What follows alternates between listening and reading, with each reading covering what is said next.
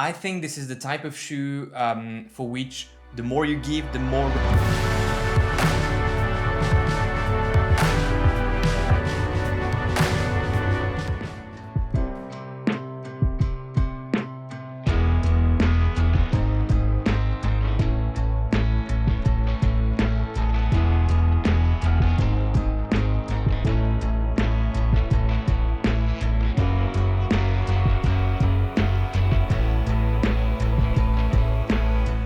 Hey everyone, and welcome back on the channel. My name is Alex. And my name is Marie.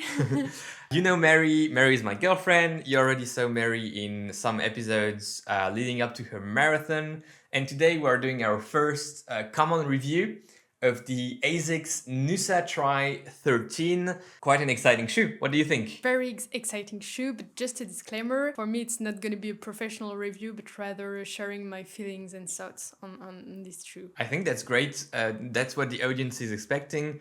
My reviews aren't professional either. It's just me sharing my thoughts and some numbers. By the way, a disclaimer, a true one. These shoes were sent to us by Top 4 Running, our EU partner. You can find the link to Top 4 Running in the description with a discount code or here somewhere upper right hand corner. Yeah, here. And you can use it if you want to purchase this shoe or another one. Specs. What do you think? Do you think this shoe is lightweight? I think it is, yes. Yes, it is. It's Really 260 light. grams in my size US 11 EU 45, which is really good. The viewers have the numbers on the screen. Do you think it's firm or soft? I would say soft on top and a bit firm for the midsole, but still, if I compare it to the shoes I have, softer than the Mach 4, for example. Softer than the Mach 4. That's interesting. And maybe more bouncy and flexible than the, for example, the Adidas. You're that I going have. into in the Sorry. depth of the review of the midsole, but that's fine. I just wanted to ask you this before sharing the geometer number with the viewers. Geometer for the midsole is 41 on the geometer scale. And so you may not exactly know, you're not familiar with all the numbers, but this is quite high. So it's supposed to be a firm midsole, Okay. but it's interesting to see that you rank it as softer as the Mach 4. And I think I would do the same, which is interesting because the Mach 4 number is lower than this. Ah, okay, that's funny. Yeah. Okay, so maybe width of the platform, you don't realize how wide it is, but it's actually on the wide side of things for the audience, similar to Nova Blast 2 and Max Road 5. And last but not least, the drop of the shoe is the same 5 millimeters as you have on the Mach 4. It's 26 in the heel here and 21 in the forefoot, 5 millimeters drop. So you have the numbers and we can move on to the review. What do you think of the upper? The upper is nice. I think you can feel some hair going in, so it's breathable, which Yeah, is, I yeah. guess, nice for the summer. Maybe less when it's raining, but in any case, when it's raining, we don't have... shoes against this. So I think what's interesting with the upper, I agree with you, it's very breathable, but keep in mind that this shoe is designed for triathlon. We even received some elastic laces in the box with this shoe. And most of triathletes, at least on shorter distance, race without socks. So I think this is also quite interesting when discussing the upper. I think it's really comfortable. Do you think it's comfortable when you had your feet in the shoes? very, yes. Yeah. Very much. I think it's very comfortable, and I think without socks, I didn't try, but maybe we should do that soon. It should be actually quite comfortable. So everyone knows the tongue is actually gusseted, half gusseted, I would call. And it's very plush. It's a very plush tongue. And one thing that you noticed is that there is a grip here on the very top of the tongue. Here, there is a grip. I don't know if it's focused. Yeah, right here, there is a funny grip. Some little dots that allow, I don't know for what, but Yeah, what is it made for? I think maybe just, to pull on the tongue and to have a nice fit when transitioning in triathlon. I imagine that's the case. You pull the tongue, and with the elastic laces, it opens up the shoe and you put your foot in. I think that's the reason why. Okay, midsole. So now explain us the comparisons you had against the Mach 4 and the Adidas Solar Boost, I think you have. Well, I'd say that I feel maybe, it's more bouncy than the Mach 4. Bouncier than Mach 4, I agree, Than yeah. Mach 4. More responsive also. So At all paces or at specific paces? Because we did a session together where we had some lower paces, like in the 630 per kilometer, minutes per kilometer, but also up to 350, 4 minutes per kilometer. How bouncy, how responsive was it across the paces? I think, I mean, I'm gonna use my words because That's perfect. it's simpler this way, but I felt lighter with these shoes than with the Adidas, the Solar Boost. I feel like they are good for instance, for Long runs? no, short runs. Okay. Easy jogs. Easy jogs, Yeah. exactly. And the Mac 4, I used them for tempo, but with this pair of shoe, actually, it was funnier because I felt lighter and more More agile, more responsive. exactly. It was Yeah. more responsive, so it was easier to have the cooldown and then push back again really quickly. And so I think it helped.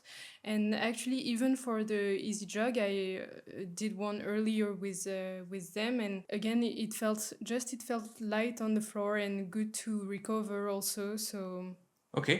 Yeah, that's cool. I did a few more sessions than you with this shoe. I did a heel rep session, and I think this is the type of shoe for which the more you give, the more it gives you back. But contrary to some shoes like this, at easier paces, it doesn't feel harsh at all. Some shoes you're required to put a lot in them to get back to get some energy back. With this one, if you don't push too much, if you're running easy paces, it doesn't feel too harsh despite the very high geometry score and the firmness that you would expect out of it. I think Yes. that's very interesting, the comparisons that you had. Would you imagine yourself racing with this shoe, and if yes, what distance? Oh, that's a good question. Thank you. Well, I think what I've seen is that this shoe seems to be really versatile and to adapt to what you want Yeah, it yeah. to do. So that's a positive point. And but maybe not for a 10K. Maybe I'd look for a faster shoe. Although I'm not familiar at all with this kind of shoe, I have to This say. would be interesting actually to have Yes, you to test the try, fast shoes. but Something else. it's just my gut feeling. Maybe for a half marathon it would be great, and actually why not a marathon after all. Okay. But Okay. Would you have enough cushion, enough comfort for the marathon with it? I don't have the answer. yeah, me neither actually, but The firmness, I am afraid, would maybe impact the freshness yes, of the legs. well, actually I must say that I don't know if I do you maybe have seen the video on my marathon and I choose the Mac 4. I don't know if I would do this choice again today due to this. When you mention a video, it's good to say you Sorry. can see it You upper can see right it hand corner. So Go that and people check can it. go check another video. So yeah, and if you say the number are actually Yes, it's a higher number, so it's Higher supposed to for be, the- at least the geometry score suggests it's firmer than the Mac 4. so maybe not a good choice. I would go for a half marathon. Okay, interesting. I think that's a nice distance. And for the triathletes out there, well, Olympic distance is a 10K run, half Ironman is a half marathon run. So maybe, Olympic distance or 70.3 distance, if you're watching and you're a triathlete, that could be interesting.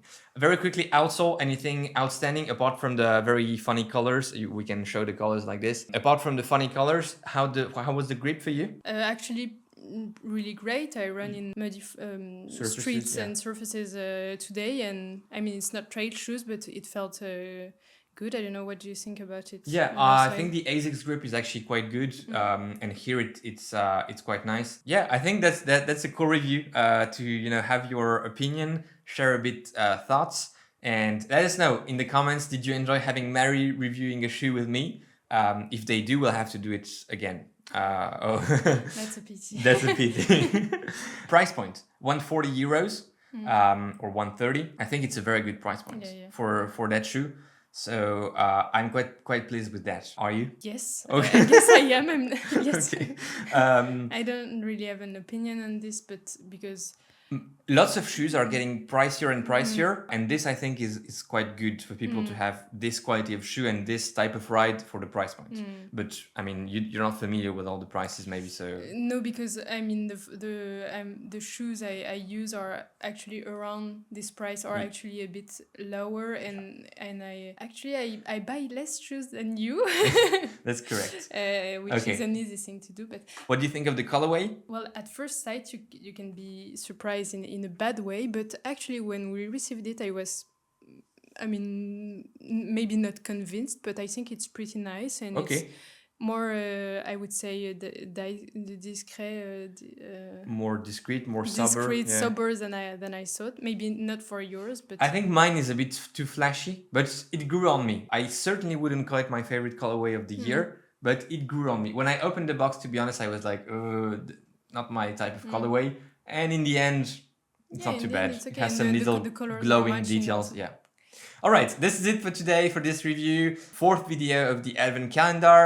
We hope you enjoyed it. It's better than a chocolate calendar. I think. It's better than chocolate calendar. Okay, definitely.